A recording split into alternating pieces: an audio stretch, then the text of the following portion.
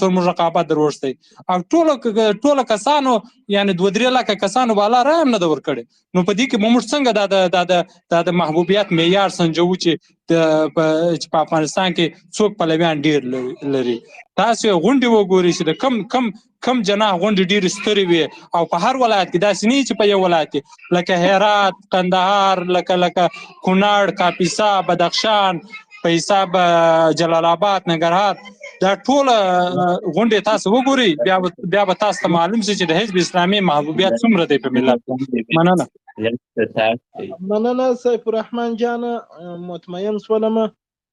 ما ته اوله پیره دا وویل چې په دلته به موږ کوچنیانو دا خبرې به کېدلې د حزبو په اړه باندې، د ښاغلي حکمتیار صاحب په اړه باندې چې یعنې هغه دومره مینوال درلوده، دونې حزبیان یې درلوده چې هغه ملګري به په چوړو بیا سری کوي، یعنې دی به د خپل حزب دی نه اوښتی. د مقصد د جناب حکمتیار صاحب د ګوند څخه به هېڅ کله نه اوښتی.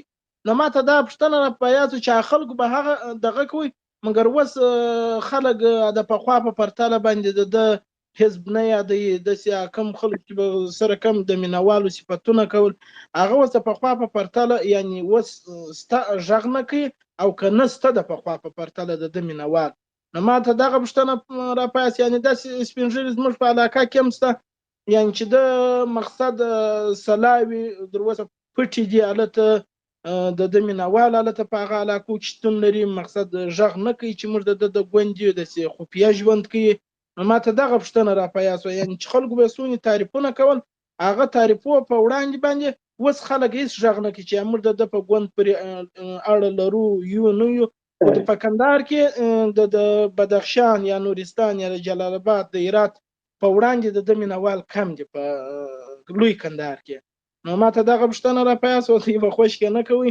حکمتیار صاحب سپین ږیری عالم سړی دی، زه احترام ما ته د قدر وړ شخص دی، پر ما ګران دی، ډېر عالم سړی دی، کور یې ودان چې افغانستان کې مقصد هغه سوله یې وکړ، مینوال مقصد د جنګو د دغه څخه وژغوره، کور یې ودان.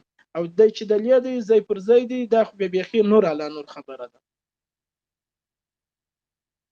مننه وروره، سلامت اوسئ. زه له خپل ځانه نه غږېږم. هغه څوک چې په افغانستان کې د صلاحیت څښتن و خلیلزاد چې حکومتونه به یې جوړوله، مخکني حکومتونه لکه د اشرف غني و د کرزي چې کله به خپل مابین کې بې اتفاقه شو، نو بیا به یا هغه ورته راغی یا به زه د خلیلزاد د خولې خبرې کوم. خلیلزاد وایي که انتخابات واقعا په افغانستان کې انتخابات وای، نو له حزب اسلامي څخه انتخابات هیچ چا نشو وړی. تاسو ته معلومه ده چې د حزب اسلامي اکثره نفوس چې په بدخشان، قندوز، بغلان، تخار کې و، د ده ځای تمامې رای غلا شوې او هغه دستګاوې چې د هغه دستګاو په اساس انتخابات کولې، حتی هغه دستګاوې هم ژوندۍ، که به خویندې راتلې، میندې به راتلې، که به ورونه راتله، متحدین د حزب اسلامي به راتلل. هغو دي چې هغه خپل لیستونه چې وکتل له میلیونو زیات و، مګر متاسفانه چې تاسو ولیده چې څومره جفا یې له حزب سره وکړه، ځکه چې په دولت کې دودي نه و، په دولت کې نه و او دودي نه غوښتل چې حزب اسلامي په افغانستان کې قدرت ته ورسیږي. بنا دې ته دا خبر به ځان سره وساته چې ولې انتخابات امریکا په لاس و. امریکا یو لاسپوڅی غلام حکومت غوښته. امریکا خپل هغه ډیسانټ شوي نفر چې هلته راوستلي وو، هغو دې غوښتل چې قدرت ته ورسیږي. حکمتیار هیڅ وخت هغو نه غوښته چې هغه قدرت ته ورسیږي. دا یو جعلي انتخابات و چې وشوه په افغانستان کې.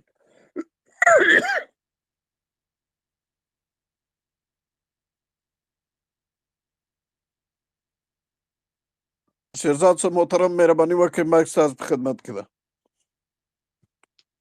مننه، بیا هم سلامونه او نیکې هیلې.